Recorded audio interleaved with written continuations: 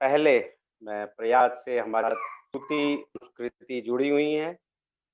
मैं उनको आमंत्रित करूँगा कि वो अपने विचार इस पर रखें। श्रुति संस्कृति। नमस्कार, मैं श्रुति संस्कृति कक्षा 12 की छात्रा आज आप सभी के समक्ष पर्यावरण दिवस के उपलक्ष्य पर अपने कुछ विचार लेकर प्रस्तुत हूँ। या देवी सर्वभूतेषु प्रकृति रूपेण संस्थिता नमस्तस्यै नमस्तस्यै नमस्तस्यै नमो नमः। यह श्लोक पर्यावरण के महत्व को रेखांकित करने के लिए सर्वोत्कृष्ट है। इसमें प्रकृति को देवी स्वरूपा बताया गया है। वैसे तो पर्यावरण जो पूरी पृथ्वी को समेटे हुए है, उसे शब्दों में समेटना सागर को गागर में भरने के समान ही है। पर्यावरण शब्द, भाषा, जाति, धर्म, समुदाय, देश की सीमाओं में संकुचित नहीं हो सकता, वरन पर्यावरण उक्त सभी वस्तुओं को अपने आंचल में समेटे हुए है।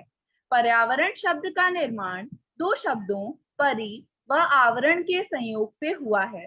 पर्यावरण का शाब्दिक अर्थ है चारों ओर से घेरे हुए।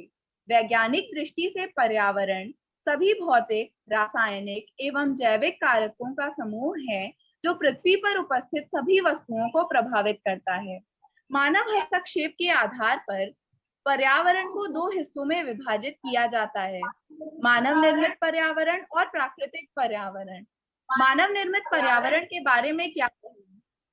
यह तो हम मनुष्यों की कारस्तानी है।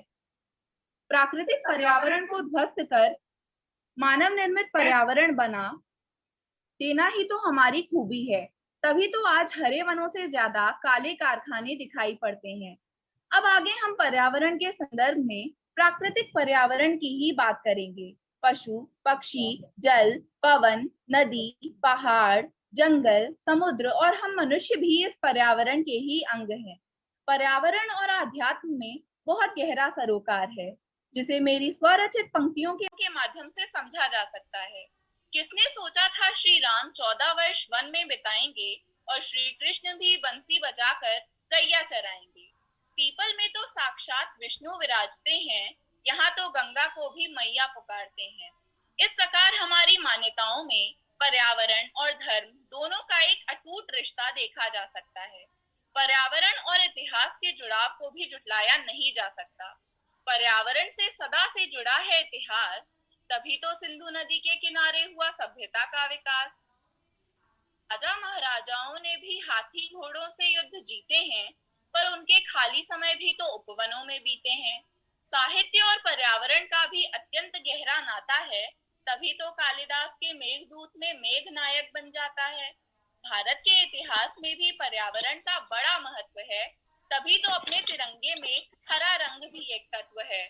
पर्यावरण के बिना मानव जीवन की कल्पना तो की ही नहीं जा सकती। मानव समाज के हर पहलू पर पर्यावरण की छाप है। हमारे उपयोग की सभी वस्तुएं प्रकृति की ही देन है। ऑक्सीजन आवश्यक है जीने के लिए, जल तो बना ही है पीने के लिए, अन्न के लिए भी चाहिए वर्षा की बौछारें, अर्थात हम जीवित हैं पर्यावरण के सहारे।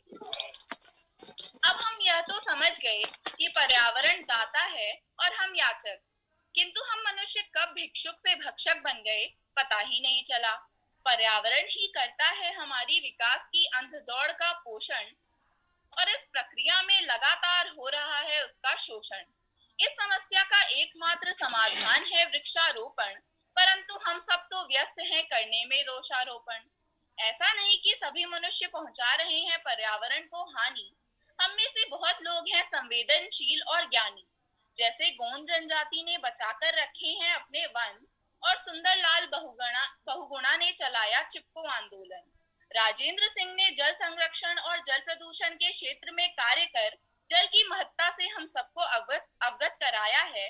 विश्वेश्वर दत्त सकलानी, जिन्हें हम वृक्ष मानव के रूप में जानते हैं, उन्होंने करीब 50 लाख वृक्ष लगाकर पर्यावरण का ऋण चुकाया है। और भी कई महानुभावों के प्रयास जारी हैं। तो अब आपकी और हमारी बारी है। आज संपूर्ण विश्व में पर्यावरण के क्षय के कारण यह स्थिति हो गई है कि कट रहे हैं वन, दूषित हुई पवन, काम ना आ रहा संचित धन, मर रहे पशु पक्षी और जन। आज कोविड-19 की स्थिति को देखकर हम समझ सकते हैं कि पर्यावरण खिलवाड़ करने का कितना भयावह परिणाम निकल सकता है। अतः अंत में मैं केवल यही संदेश देना चाहूंगी कि अगर देखना चाहते हो अपना कल, तो बचाओ पेड़ पौधे और जल। चलो मिलकर ढूंढे प्रदूषण की समस्या का हल, अन्यथा मनुष्य जाति का विनाश है अटल। धन्यवाद। धन्यवाद, धन्यवाद श्रुति। आपने अपने विचार हम सभी के समक्ष रखे और आपकी कथा बहुत ही प्रेरणादायी है। धन्यवाद। और स्पेशली आपने समय का बड़ा ध्यान रखा और मैं आगे के वक्ताओं को से भी उम्मीद करूंगा कि वो समय का ध्यान रखेंगे।